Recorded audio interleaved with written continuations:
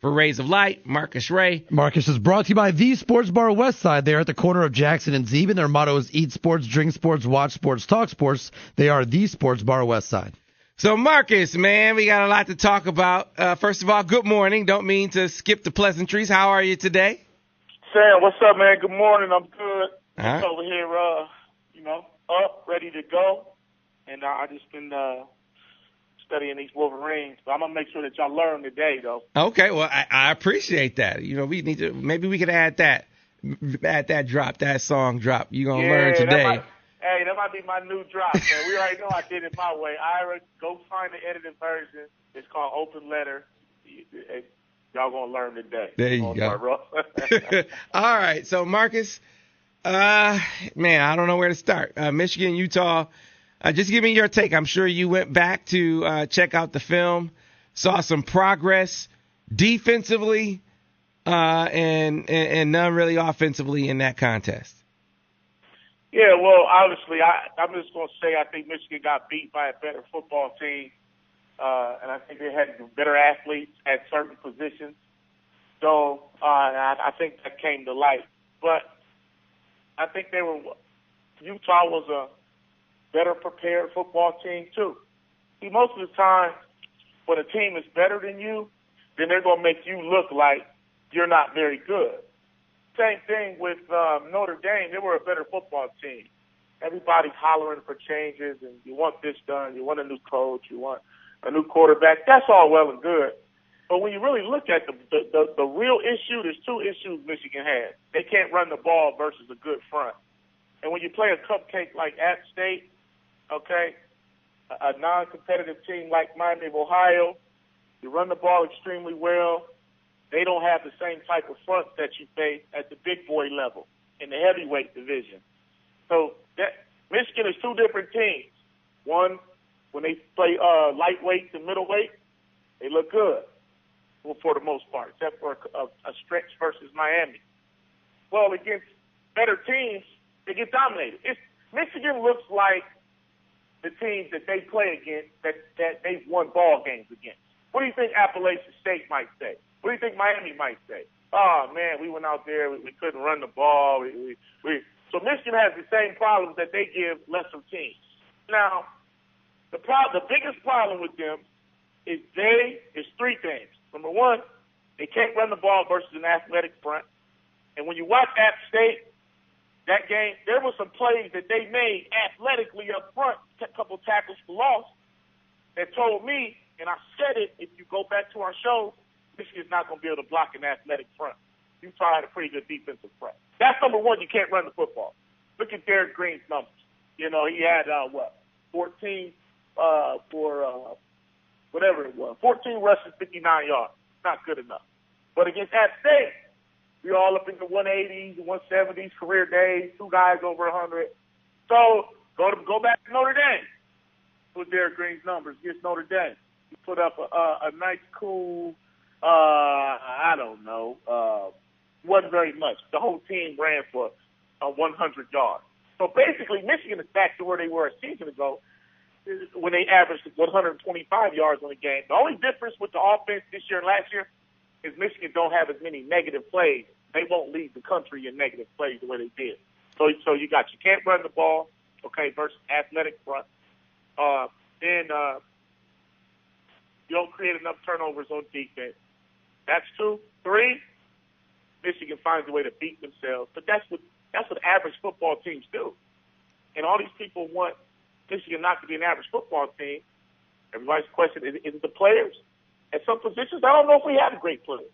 I don't think Michigan as a whole has great players. I think Michigan has some good players.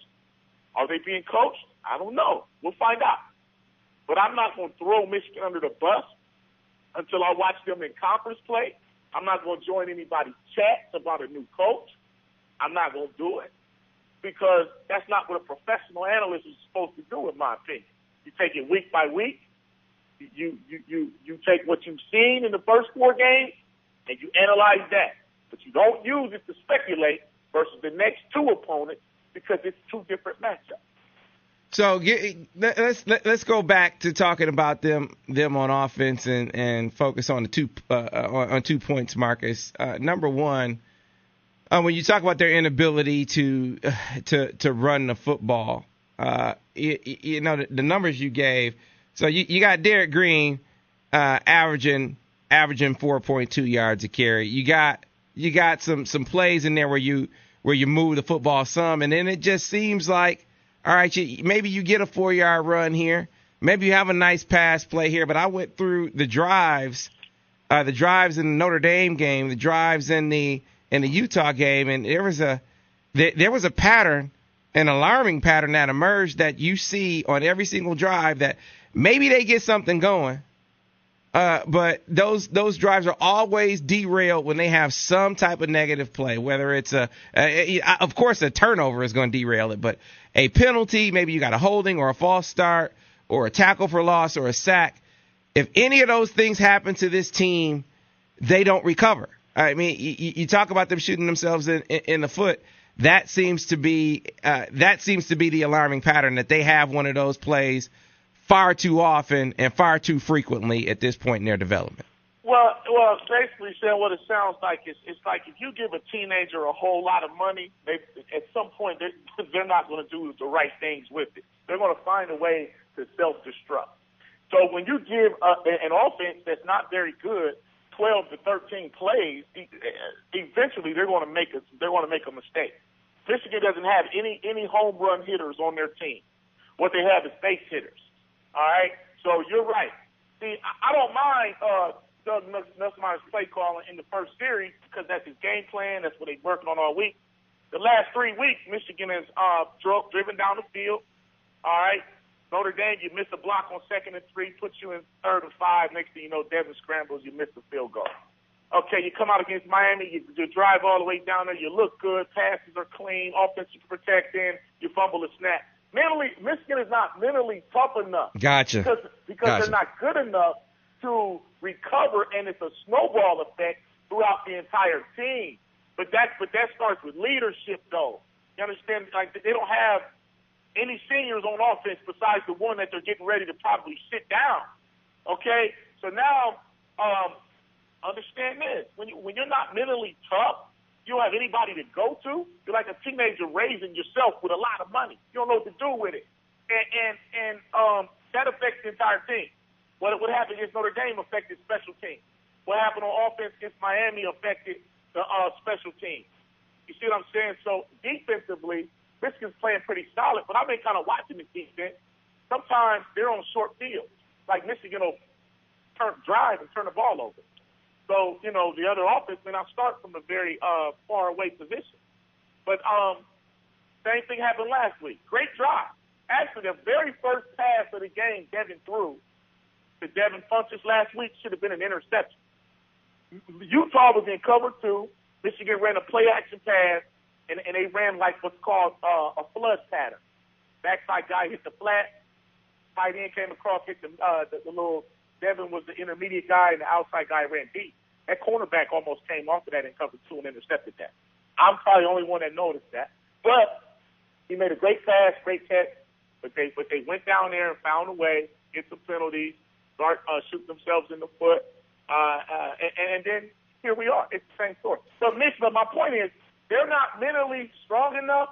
I don't know if they're well coached enough to bounce back from a mental error or a missed assignment that early in the fight. It changes the complexion of the game. Now everybody's starting to see why I posted that on Facebook. This one play changed the complexion of the game. When Chesson missed the block on North Fleet's fumble. That was just a different play. Miami was the fumble snap. Now against App State, it was a penalty. Now you start to see,